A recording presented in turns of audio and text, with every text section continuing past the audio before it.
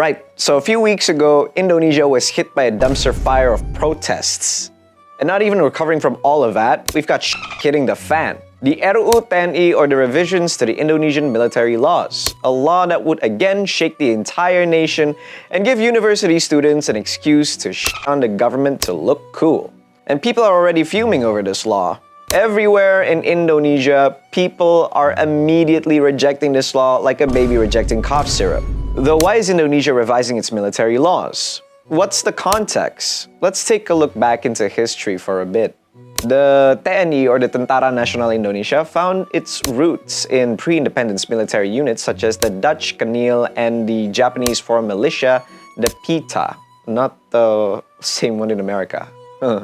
Although the roots came from those units, the TNI was founded as a constabulary called the Badan Keamanan Rakyat, or the People's Security Agency, to protect independence meetings sponsored by the Japanese and later without it.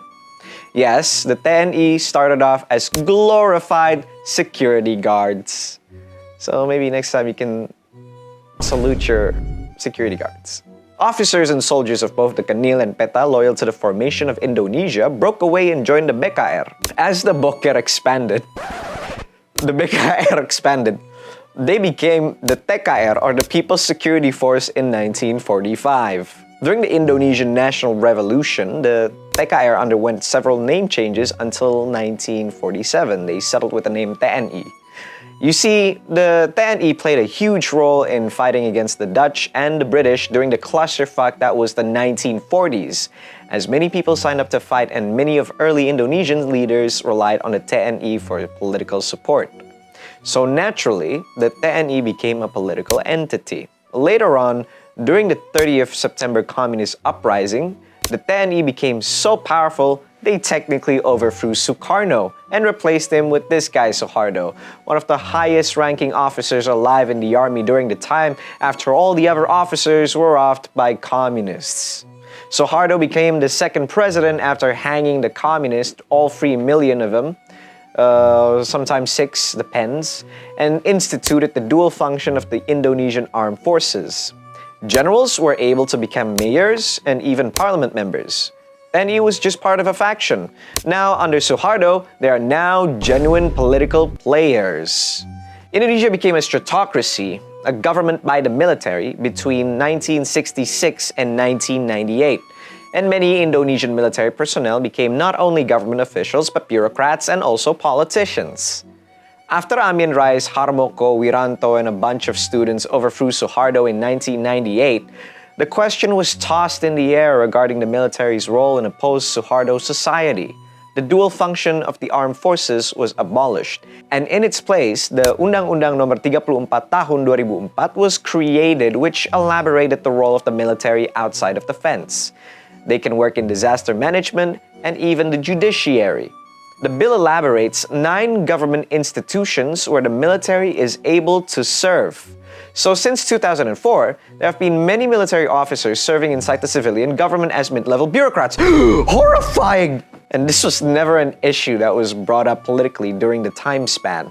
You see, during 2004, many activists came to join the government, and they needed a way to keep the military off of political control but still be relevant to the government. So the law was made in order to regulate military role inside. The act was an act of political compromise that made sense, seeing as the military had played a crucial role in Indonesia for a while. So they still had most of the guns in this republic and might as well give some to the military.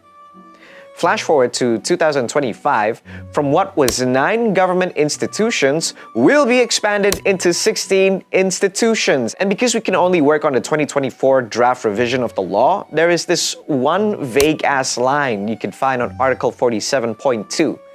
As well as any ministries or agencies that require military expertise or manpower depending on the president's policy.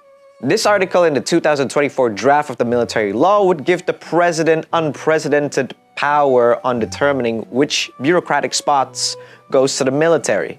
And as always, many people were angry. People around the country has been calling for the rejection of this bill. Obviously, because we were stuck under a military dictatorship for 35 years where the military completely monopolized everything in our country. The bill triggered everyone in this country, citing fears that military rule will one day return to society, and that day is today. But allow me, a government buzzer, to give you a different perspective.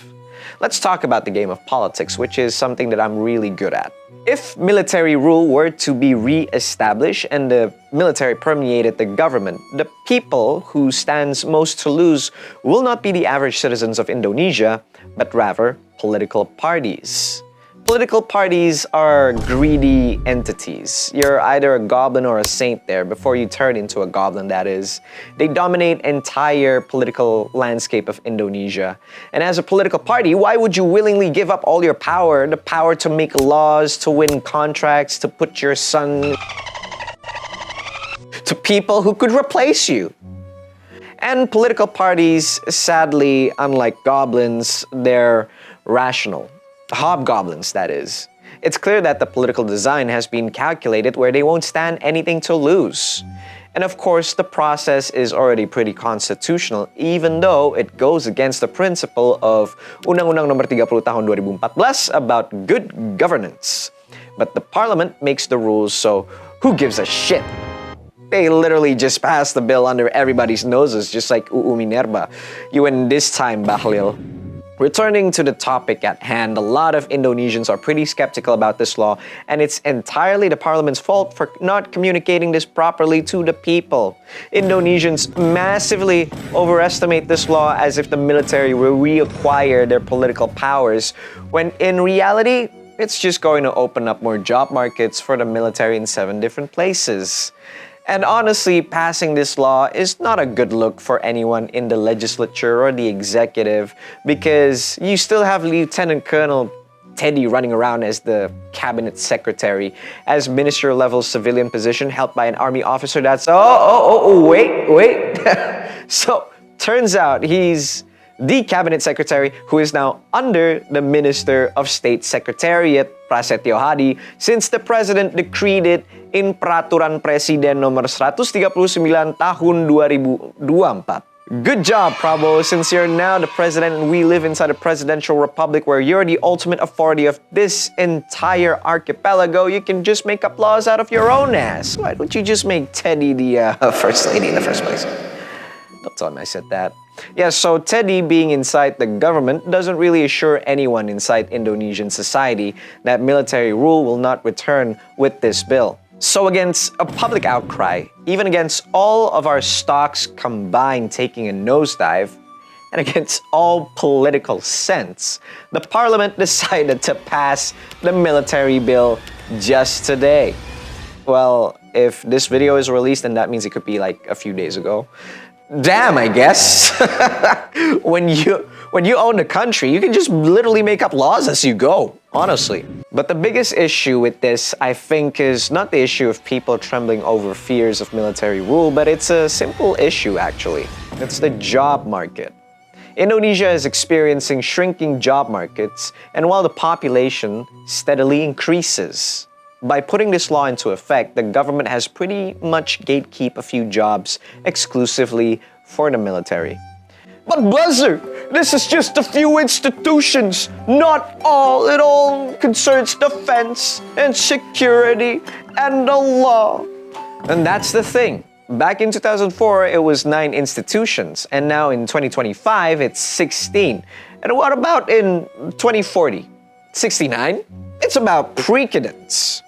And the backbone of law is precedence. If this was okay before, then it would be okay now, because people back then were okay with it. This is something that we need to shine a light upon. Since the job market is shrinking and people are beginning to take democracy seriously, the role of the military inside Indonesia needs to be reviewed. And sure, we have civilian control over the military, but why does it look like the civilians do not control the military at all? Does civilian control over the military matters? Even the military can own land because they own land literally everywhere. Just go to Halim. It's these questions that Indonesians need to ask in order to prevent any other public mishap the parliament is pulling right now to happen again. And so rejecting Ruu Tni won't really do much to defeat the underlying root problem of the military's role in Indonesia. Because again, removed from the fact that this law was passed constitutionally or not, it affects the job market a few people have. And once again, it comes from the spirit of having people getting a piece of the cake. When will enough be enough for our government to continue building a political ecosystem for the sake of having everyone happy? Because inside a state, there's a hierarchy, and politics is a zero-sum game, so there are people who are definitely gonna win and there's people who lose.